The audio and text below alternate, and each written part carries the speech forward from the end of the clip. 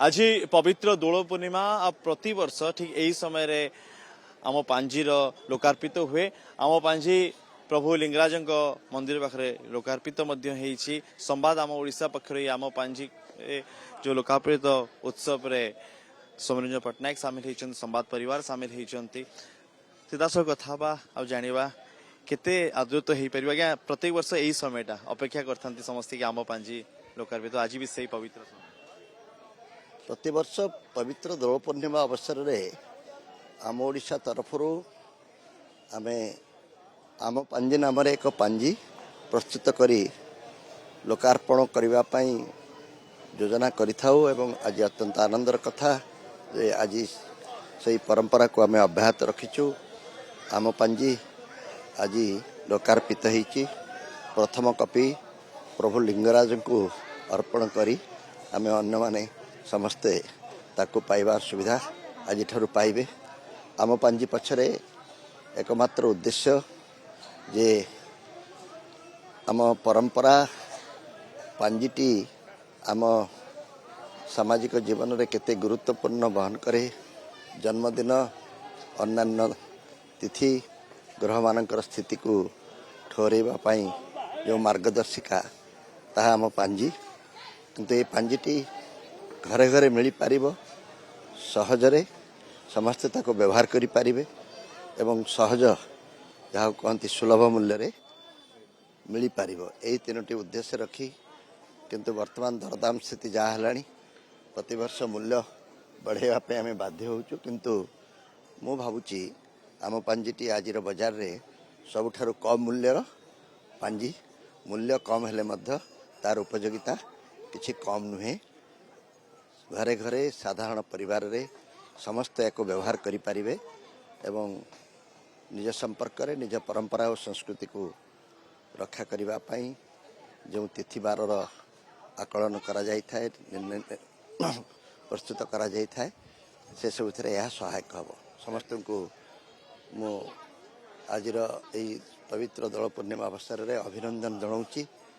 आम पांजी रे आउ कौन सुधार आनिले आपण मान को ताहा अधिक सहायक हब से संपर्क रे जणाइले आमे आर वर्ष से संस्कार आने को चेष्टा करिबा। ये एक प्रयास आम ओडिशा संवाद प्रयास ये लोक मान पाखरे पहुंची पारछि। ये पांची नुआ न सूचना भी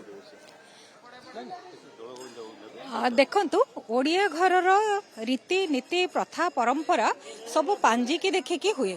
आउ सहजरे हाथ पाहांतारे सुलभ मूल्य रे जदि गोटे पांजी गत किछि वर्ष हैला आम ओडिशा प्रकाशनी तरफ सारा ओडिशार घरे घरे पहुंची परिवार आमे व्यवस्था करूचु, जहा द्वारा छोट पिलाटीए मध्य सहजरे देखिके जानिबो। आमर गोटे लोक विश्वास अछि शुभ बेला बार बेला व्रत गृह प्रवेश नुआ जगह किणवा विभिन्न राशिर कोटा भल मंद कथा एटा आमे साधारणतः पांजीरू जानि पारू। आउ आम ओडिशार ए पांजीटी समस्त को एई वार्ताटी दबो। पवित्र दोल पूर्णिमा अवसर रे एठी बाजार प्रवेश कला। आशा पूर्व वर्ष मानक परी ए वर्ष मध्य एटा बहुल प्रचार प्रसार हबो। निश्चय दोल गोविंद सर भी अछंती, सेवायत भी अछंती, ताकर प्रतिक्रिया मध्य नबा। आज्ञा केते आदृत होई पारुछि आम पांजी। ये पांजीर ना सुझौछि जे एटा ओडिशार घरे घरे परिचित एवं लोकप्रिय पांजी। आग काल रे मो पिला दिने मु देखिछि जे गाँ मानकरे जमीदार श्रेणीर लोक बा धनिक श्रेणी लोकों घरे केवल पांजी थाए। अन्य माने पांजीर किछि जिनिस जानिया पे हेले तांकरी घर को जाई थांती।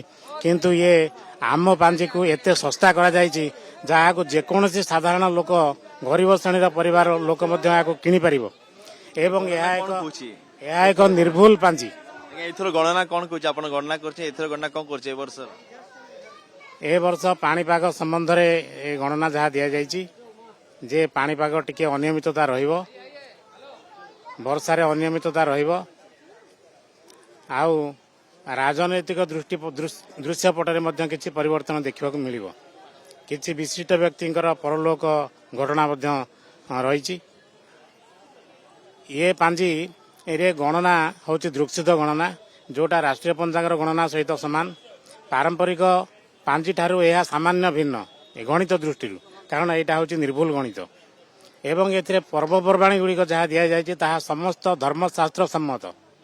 ଗୋଟିଏ ଉଦାହରଣ ମୁଁ ଦେଉଛି, ବକୁଳ ଅମାବାସ୍ୟା, ପୌଷ ଅମାବାସ୍ୟାରେ ବକୁଳ ଅମାବାସ୍ୟା ପାଳନ କରାଯାଏ। ଆମ ଶାସ୍ତ୍ର କହୁଛି କେବଳ ଏକାଦଶୀ ଛଡ଼ା ଅନ୍ୟ କୌଣସି ତିଥି ମଳ ତିଥି ହେଲେ ସେଦିନ ପାଳନ କରାଯିବ ନାହିଁ। ପୂର୍ବ ଦିନ ଅହୋରାତ୍ରକୁ ଯେଉଁ ଦିନ ତିଥି ଥିବ ସେହିଦିନ ପାଳନ କରାଯାଏ। ଏ ବର୍ଷ ବକୁଳ ଅମାବାସ୍ୟା 19 ତାରିଖ ଡିସେମ୍ବର 19ରେ ଅହୋରାତ୍ର ଅଛି 24 ଘଣ୍ଟା। ସୂର୍ଯ୍ୟ ଉଦୟ ଠାରୁ ଆରମ୍ଭ କରି ଅସ୍ତ ଦେଇ ତା ପରଦିନ ସୂର୍ଯ୍ୟୋଦୟ ପର୍ଯ୍ୟନ୍ତ ଅମାବାସ୍ୟା 19 ତାରିଖରେ ଅଛି। ତେଣୁ ବକୁଳ ଅମାବାସ୍ୟାଟା ସେହିଦିନ ଆମର ଓଡ଼ିଶାର ଘରେ ଘରେ ପାଳନ କରିବା ଉଚିତ ଏବଂ ଶ୍ରୀମନ୍ଦିରରେ ମଧ୍ୟ ସେହିଦିନ ପାଳନ କରିବା ଉଚିତ। କିନ୍ତୁ ଶ୍ରୀମନ୍ଦିର ପ୍ରଶାସନ ମୁକ୍ତିମଣ୍ଡପ ପଣ୍ଡିତ ସଭା ଏ ବର୍ଷ ଭୁଲ ନିର୍ଦ୍ଧାରଣ କରିଛି।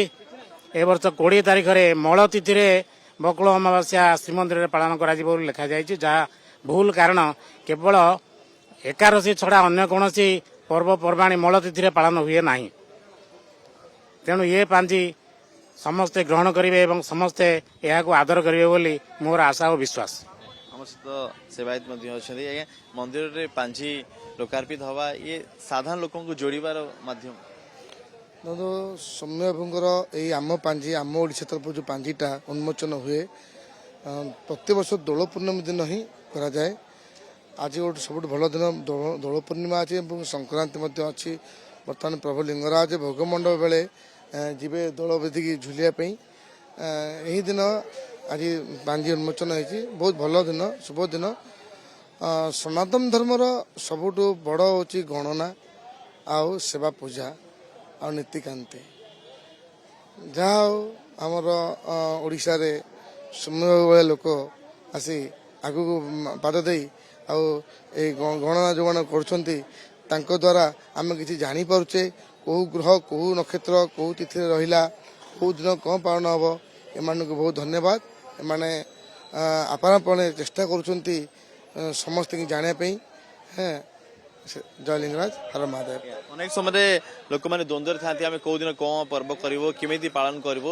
ଅନ୍ତତଃ ଏଇ ଆମ ପାଞ୍ଜି ସେ ସମସ୍ୟାର ସମାଧାନ କରିବା, ଅନେକ ନୂଆ ସୂଚନା ମଧ୍ୟ ଦେବ। ଭୁବନେଶ୍ୱରରୁ ଭିଡ଼ିଓ ଜର୍ଣ୍ଣାଲିଷ୍ଟ ରଶ୍ମିଙ୍କ ସହ ଅନୁଜ ଦାସ, କନକ ନ୍ୟୁଜ।